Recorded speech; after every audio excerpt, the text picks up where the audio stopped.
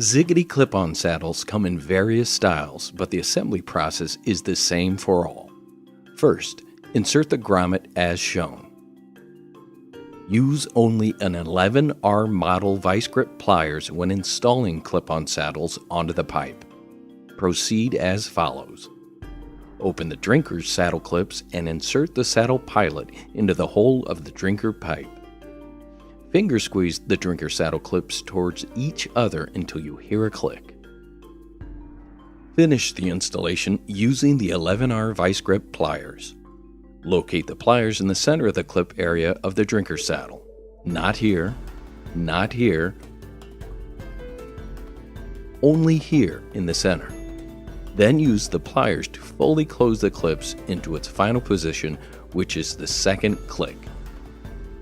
Let's see that again on another clip-on drinker saddle, following this procedure with all Ziggity clip-on saddles.